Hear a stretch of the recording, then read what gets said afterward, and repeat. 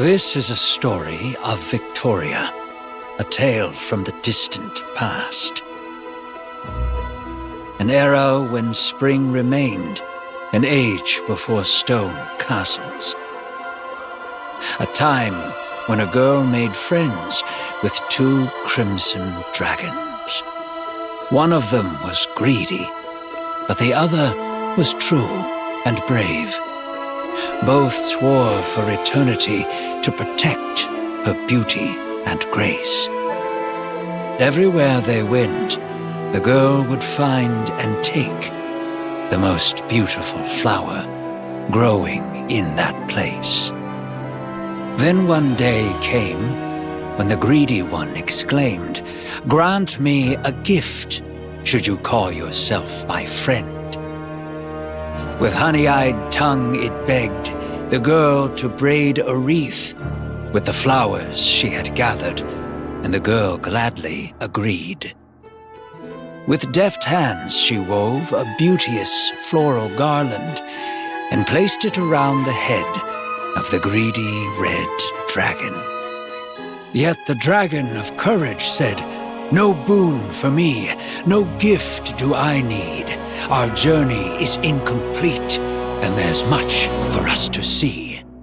And thus it departed alone, and flew to the mountains beyond, where it created Terra, a kingdom to call its own. The flowers that thrive here grow in no other land. The domain was deemed perfect to adorn the girl's fine hand. The wind told the greedy one of its kin's great findings. Speedily it flew towards Terra with the girl upon its wings. And the greedy drake was awed, dazzled by the native bloom. "Resplendent shall be our crown when we take that flower from you." The good drake was speechless as greed pressed the demand. There was nothing left of spring but the blossom of its own land.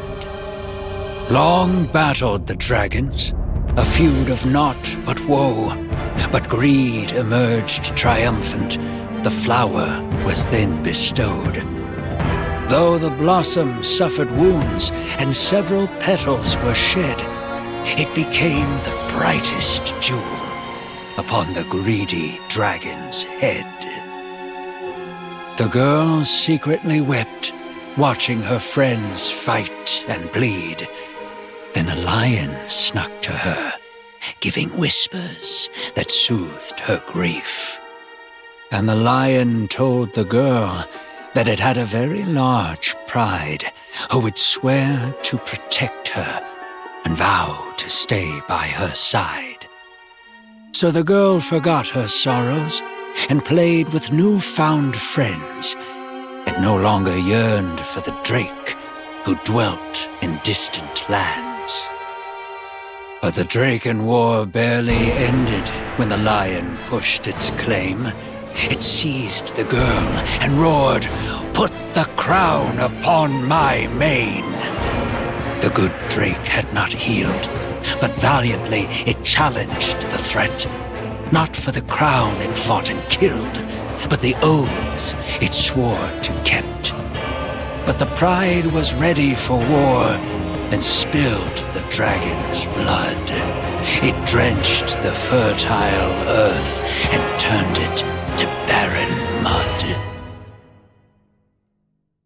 The people grew cold and starved now that winter has arrived. They remain cowed and silent, though a question lingered in mind.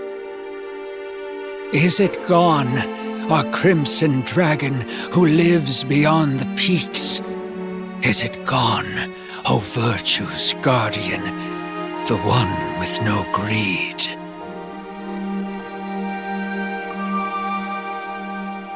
Are you listening, Lakshini? Can you and will you answer that question for us?